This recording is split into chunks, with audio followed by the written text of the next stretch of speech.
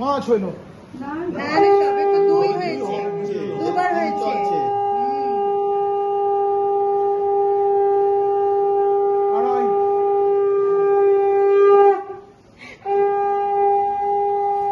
আত্মীয়স্বজন আমার মা আছেন, আশীর্বাদ করেছেন।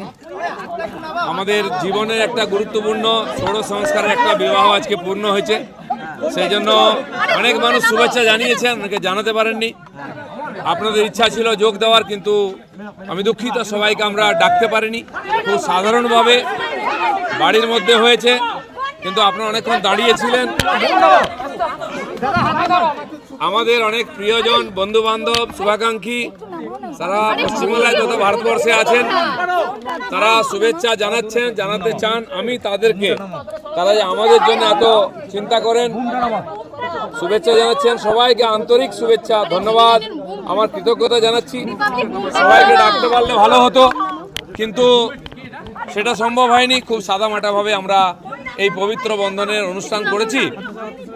আমি মিডিয়ার মাধ্যমে আমার সমস্ত শুভাকাঙ্ক্ষীকে ধন্যবাদ জানাচ্ছি।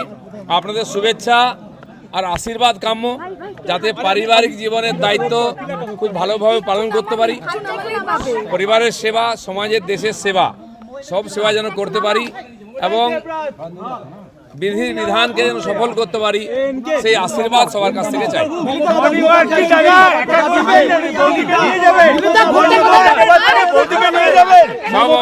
দেখুন, বহু লোক শুভেচ্ছা জানিয়েছেন, কেউ এসেছেন, বেশিরভাগ সোশ্যাল মিডিয়ার মাধ্যমে জানিয়েছেন। আমি সবাইকে আমার তরফ থেকে কৃতজ্ঞতা জানাচ্ছি। মমতা ব্যানার্জি মুখ্যমন্ত্রী, তিনিও জানিয়েছেন শুভেচ্ছা। আমি সবাইকে কৃতজ্ঞতা জানাচ্ছি। কালকেই খড়গপুর যাবো। সাধারণ জীবন আমাদের যেমন চলতো, আমরা রাজনৈতিক কর্মী, সেই কাজের মধ্যেই থাকবো, তার সঙ্গে পারিবারিক জীবনের দায়িত্ব পালন করব।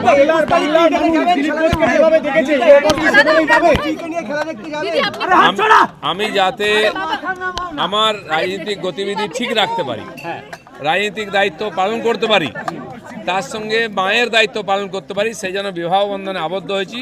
আমার জীবন সঙ্গিনী রিঙ্কু সব জানে, সেও পার্টির কর্মী, সব জেনে আমার পরিবারের মায়ের দায়িত্ব স্বীকার করেছে। আপনারা আশীর্বাদ করুন যেন সেও এবং আমরা এই দায়িত্ব পালন করতে পারি। আমাদের রাজনৈতিক জীবন যেমন ছিল, আমাদের পার্টি যে দায়িত্ব দেবে, যেভাবে দেবে, পুরো শক্তি সামর্থ্য লাগিয়ে আমরা সেই কাজ করব, বাংলায় পরিবর্তন করব। 2026 নির্বাচনে নতুন উদ্যম কি পাবেন? দায়িত্ব আমি তো যাবো, তারপরে দেখছি কে যায়। একটা রাজনীতি মহলে একটা আলোচনা চলছে যে দিলীপ ঘোষ হয়তো এবার রাজনীতি থেকে অবসর নেবে। অনেকবার বলা হয়েছে, ওই চিন্তা করার দরকার নেই। আপাতত যেটা হয়েছে সেটার জন্য সবার শুভেচ্ছা চাই।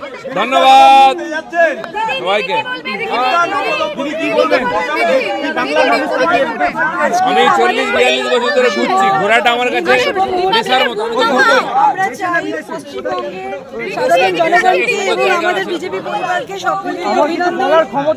আচ্ছা, শুনে নিন আমার সহধর্মিনী কি বলছেন, তার বক্তব্য।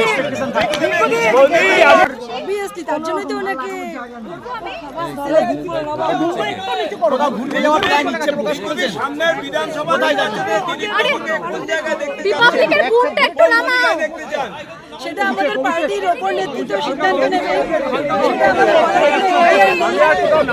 যেভাবে ওনাকে দেখতে চান, উনি সেভাবে পার্টিকে সফলভাবে নিজেকে প্রুভ করতে পারবেন, এটুকু আমি অ্যাসিওর করতে পারি। Thank you.